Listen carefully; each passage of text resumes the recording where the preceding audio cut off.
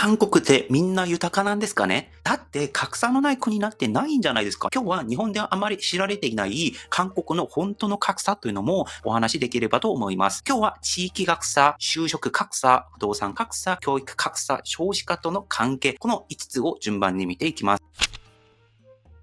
一つ目の話、日本人が知る韓国っていうのは、実は韓国の一部、ソウルだけという話です。ソウルと地方の差なんですけれども、日本でも東京と地方の違いあるじゃないですか。韓国と同じことがありますよっていう話です。例えば、ソウルのカンナム区、ここには数億円のマンション、高級の輸入車、世界的ブランド店が並びます。まるでドラマに出てくるような街ですね。一方で、ソウルから少し離れた地方に行くと雰囲気は多く変わります。若い人が仕事を求めてソウルへ移り、高齢化が進み、空き家が目に見える地域も少なくありません。韓国では人口約5000万人のうち、およそ4割近くがソウル、そしてソウル周辺に集中しています。地方は人が減り続け、消滅危機地域と呼ばれる自治体も全国に広がっています。実は日本人にも人気、有名の港町、プサンでさえ、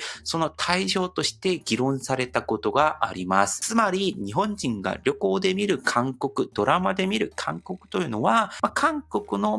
栄えている場所を見ていることが多かったりもしますね。そして韓国人の間でも、カンナムとソウル、ソウルと地方は別の国だ、みたいなことに言われることもあります。だって平均所得とか住宅価格とか教育環境、就職のチャンスっていうのも、あんまりもソウルとその他で違いが出てきたりするんですね。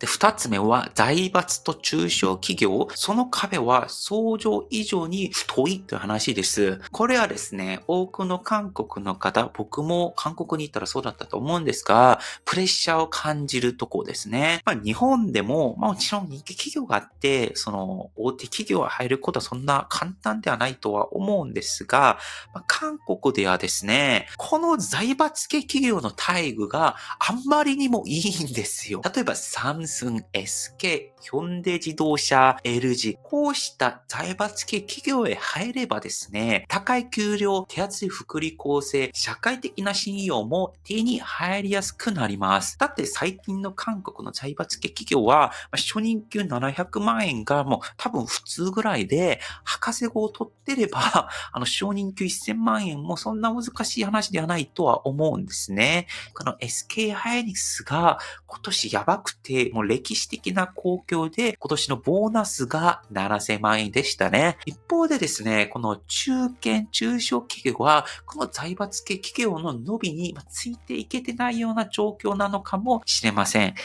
本当にざっくりで話すと、さっき言ったような大企業の半分ぐらいの年収になったりすることもよくありますね。だから韓国では大学を卒業しても何年も就職活動を続ける就職浪人というのもそこまで珍しくはありません。今年もサムスンを受ける、そんな人たちが本当にたくさんいます。いや、でもそれはそうなんですよ。1年頑張って年収700万、1000万円の企業に入れるなら、僕でもそうしたというふうに思いますね。それだけ、韓国企業がもう世界で競争していて、そこで儲かってるし、韓国の中でも競争の上で強くなるから、それが韓国経済とかそこで働いてる人を豊かにしたというのはあると思いますが、一方で、その成功というのが、財閥企業に入れなければ苦しいという政治的な認識といいますか、そういった空気格差として、どうしても見えますから、そういうことも作っているところですね。これは難しいところです。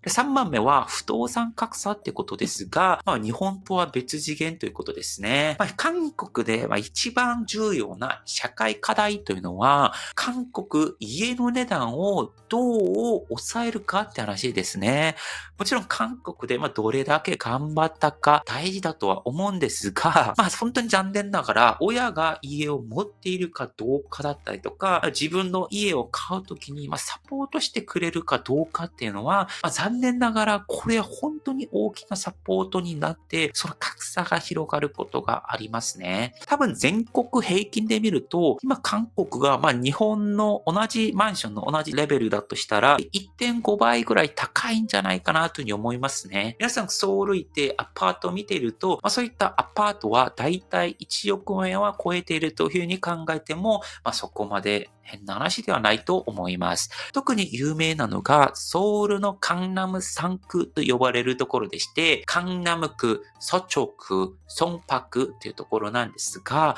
こういったマンションの価格っていうのは、この10年、20年間でですね、2倍、3倍、4倍になったりもしていました。だから、カンナムで 2LDK 前後のマンション、2、3億円するもの、高いところは5、6円するところが、地方で同じサイズだと、数千万円で買えたりもするんですね。でも先言った通り、インフラ、仕事、経済がソウルに集中しているから、価格差っていうのはどうしてもついてしまうんですね。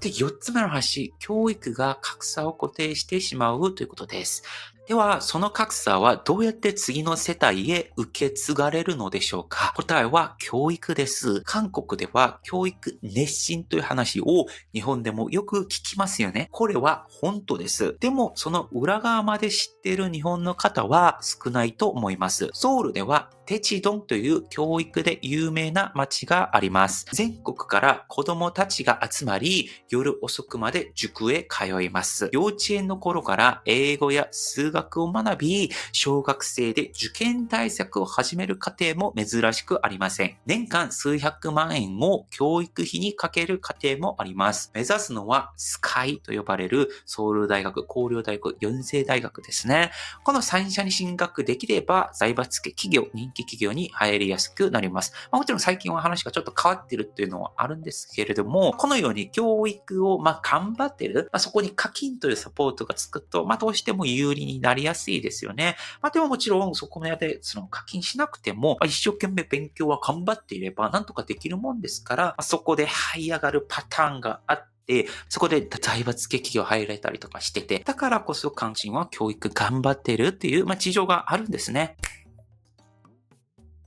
で、5つ目はですね、格差が少子化まで加速させてるって話です。これはお金だけではなくて、結婚にも子供にも影響しますね。家が高くて教育費も高いので、この2人3人産んで、その費用感を払うよりかは、例えば1人だけ産んで、着実に育てる。もちろんそっちの方が僕が思うには、健康だったりするかなとは思うんですね。だって無理やり2人3人産んで、みんな不幸になれば、それは特に意味がないんじゃないですか。だからこれはもう韓国ではその現実的な選択なんです。僕はそう思ってます。でもこれは社会としてはちょっと残念な面もあって、韓国の合計特殊出生率は確かに0.8から0.9ほどですが、これは世界先進国の中だと結構低い水準になっているっていう現実があります。これは本当に難しい問題ですよ。社会としては人間が多い方がその経済だったかインフラとかにはいいんですけれども、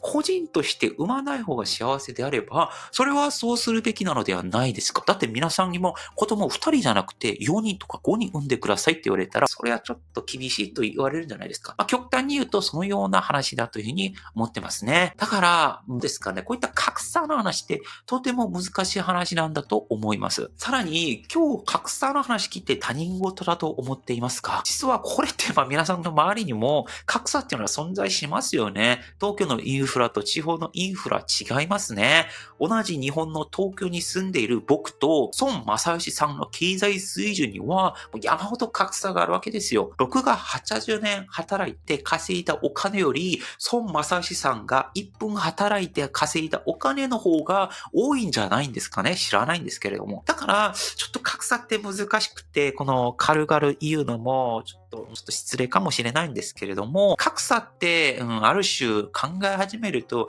終わりがないんじゃないかなと思ったりもちょっとだけはしています。格差が少ないのと、格差が少なかったら幸せなのっていうのは、また別の話なんだと思うんですね。さらに、この動画をまた別の角度として見るなら、他人と比べすぎないことも、大切なのかもしれないんですね。別にソウルとか東京に家持たなくても幸せに生きれますし、サムスンに就職できなくても幸せに生きていけないってことはないと思うんですね。SNS 開けば僕より成功してる人、本当に山ほどいるんですけれども、僕は少なくとも昨日の自分より今の自分が良くなっているかっていうのと、その明日、